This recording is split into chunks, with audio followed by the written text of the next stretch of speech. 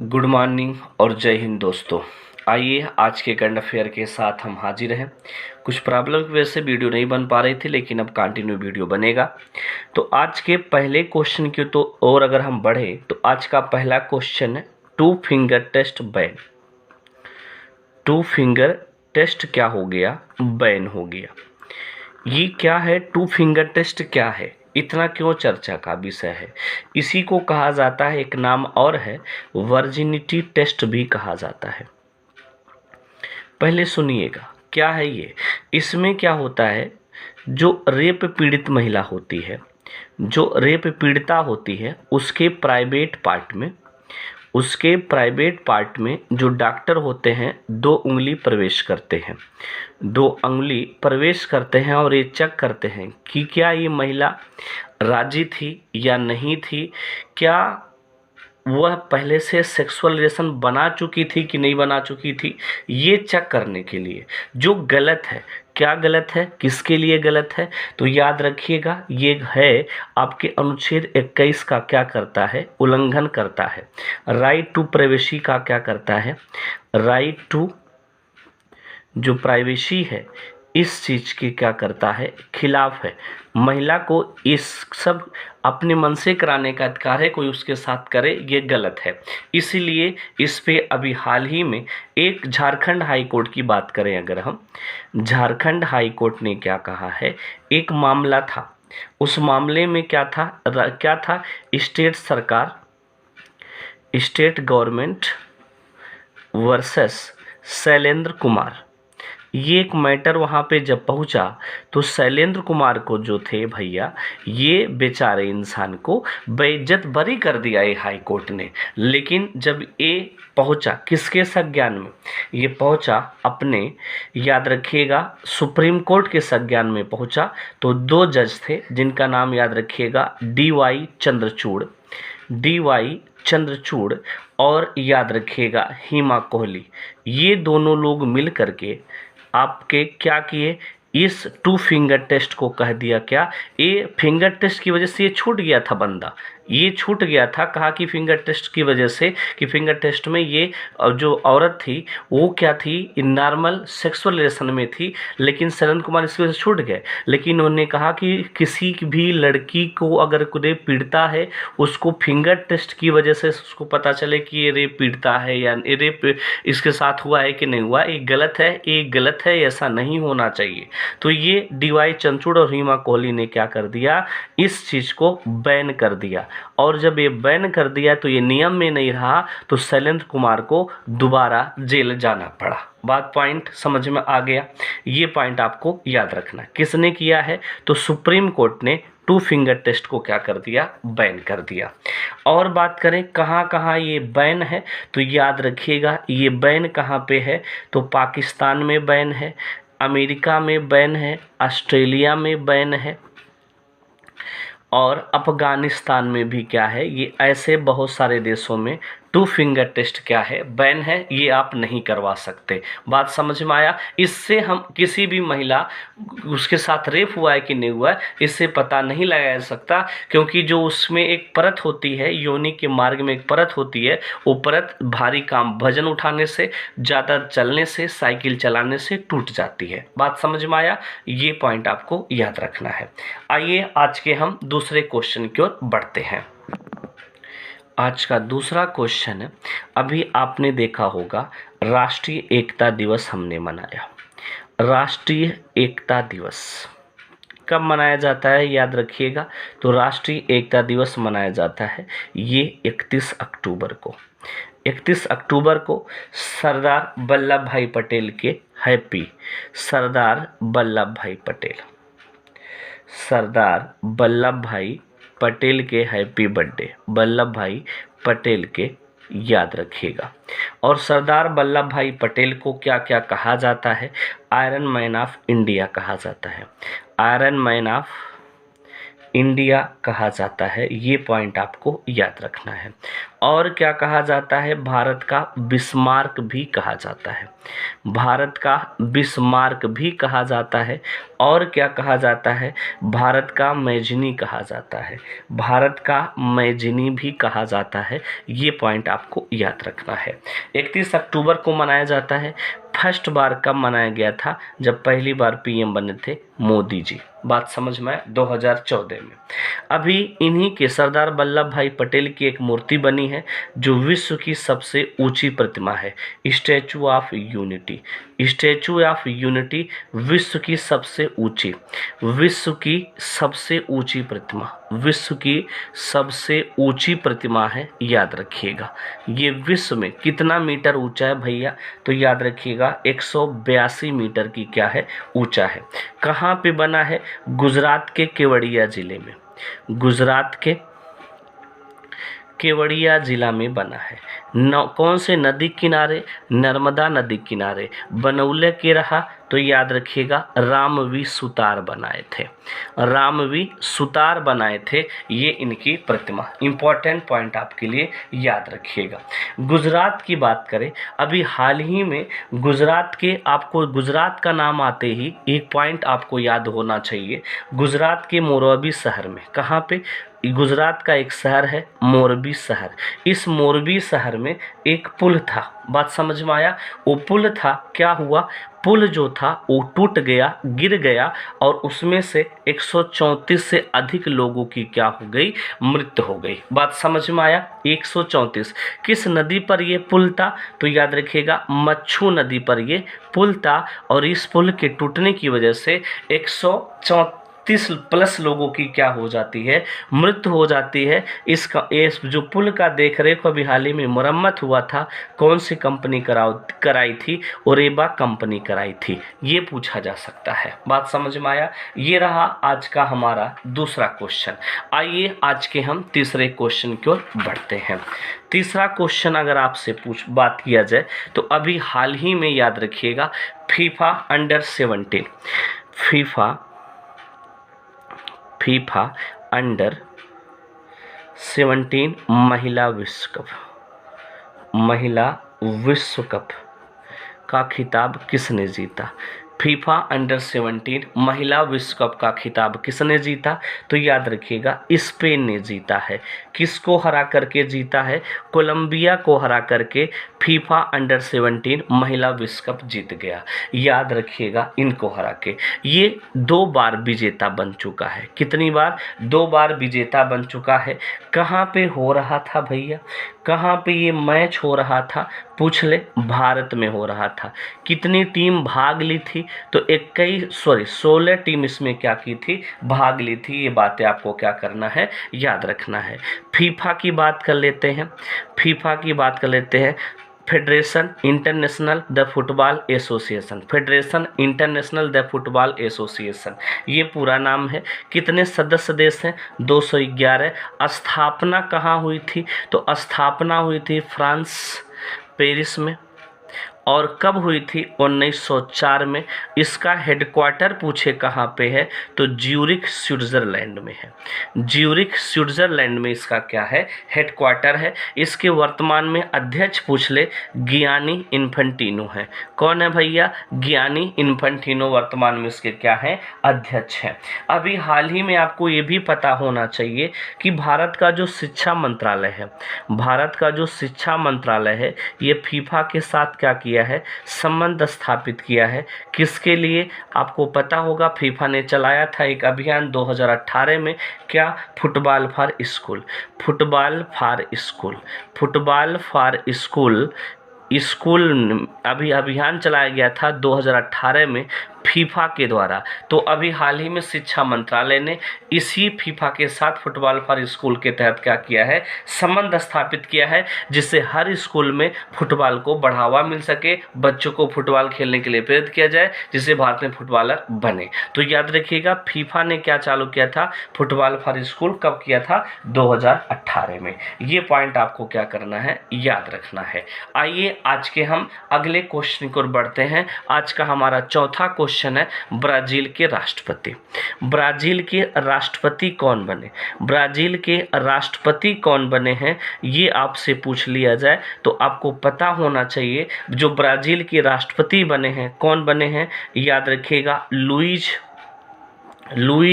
लूला डा सिल्वा। लुइज लूला डा सिल्वा ब्राजील के क्या बन गए? राष्ट्रपति बन गए। किस पार्टी के हैं? वर्कर पार्टी के हैं, याद रखिएगा। बर्गर से याद कर लिया, कोनो बात नहीं बा, वर्कर पार्टी से हैं, याद रखिए। ब्राजील की बात करें, ब्राजील की मुद्रा क्या होती है? रियल होती है। ब्राजील की राजधानी क्या है? ब्रासीलिया है। ब्रासीलिया ब्राजील की क्या है? राजधानी है। आपने ठीक वन सुन ले हो बाहो, अमेजन वर्षावन। अमेजन वर्षावन सुन ली है। तो जो अमेजन वर्षावन है इसका 60% कहाँ है भैया? 60% जो वन है वो कहाँ निवास करता, कहाँ रहता है? तो याद रखिएगा, ब्राजील में। पॉइंट समझ में आ गया। और अमेजन वर्षावन को क्या कहा जाता है? पृथ्वी का फेफड़ा कहा जाता है। पॉइंट याद रखिएगा। पृथ्वी का लिख ही दे, इसे पृथ्वी का कहते हैं? फेफड़ा कहते हैं। एक पॉइंट आपको दिमाग में कल के लेक्चर में बताए थे कि आपको पता होगा 8 देशों के जो मेन हेड हैं, 8 देश के जो हेड हैं वो कौन है? भारतवंशी हैं। कौन है भैया? भारतवंशी हैं। कौन कौन से देश का? तो एक थी बात करें ब्रिटेन के। ब्रिटेन के पीएम कौन हो गए? तो आपको पता होगा, ऋषि सुनक बताए थे। दूसरा पुर्तगाल की बात करें तो पुर्तगाल के जो पीएम थे वो हैं एंटोनियो कोस्टा हैं, ये भी याद रखिए, पिछले वीडियो में बता चुके हैं। और बात करें मॉरिशस के जो प्रधानमंत्री हैं वो कौन है? प्रविंद जगन्नाथ हैं। और बात करते हैं सिंगापुर के जो राष्ट्रपति हैं, सिंगापुर के जो राष्ट्रपति हैं हलीमा याकूब, ये भी भारतवंशी हैं। अमेरिका की जो उपराष्ट्रपति हैं कमला हैरिस, वो भी भारतीय मूल वंश के हैं। और अगर आपसे बात करें, आपसे गुआना, हाँ गुआना की बात कर लेते हैं, तो गुआना के जो इरफान अली हैं राष्ट्रपति, वो भी भारतीय हैं।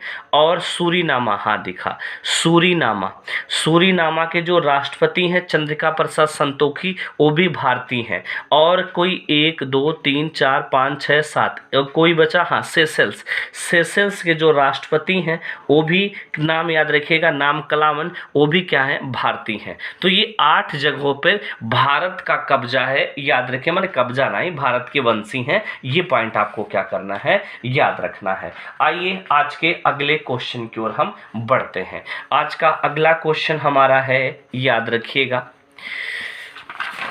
ये इस पेज में चलते हैं। जी हाँ, आज का अगला क्वेश्चन, अभी गरुड़ सैन्य अभ्यास संपन्न हुआ। गरुड़ सैन्य अभ्यास किसके किसके बीच होता है? तो भारत और फ्रांस के बीच हुआ गरुड़ भाई साहब। पॉइंट याद रखिएगा। अगर आपसे पूछ ले कहाँ भइल हो, तो राजस्थान के जोधपुर में हुआ है। फ्रांस के साथ और कौन कौन सी अभ्यास होती है? तो एक होती है डेजर्ट नाइट सैन्य अभ्यास, ये भी फ्रांस के साथ होती है। शक्ति सैन्य अभ्यास, ये भी फ्रांस के साथ होती है। अभी हाल ही में 2-3 सैन्य अभ्यास और संपन्न हुए हैं। जैसे युद्ध अभ्यास किसके साथ होता है? युद्ध अभ्यास किसके साथ होता है? अमेरिका के साथ होता है। ब्रज प्रहार किसके साथ हुआ? ये भी अमेरिका के साथ होता है। खंजर किसके साथ हुआ है? तो ये भी अपने किर्गिस्तान के साथ हुआ है। और पूछ ले मैत्री सैन्य अभ्यास किसके साथ हुआ? थाईलैंड के साथ हुआ है। मित्र शक्ति सैन्य अभ्यास किसके साथ हुआ है? तो मित्र शक्ति जो है श्रीलंका के साथ हुआ है। पॉइंट याद रख। किरण सैन्य अभ्यास, अरे आपके कौन हो, अरे काना है, नेपाल के साथ।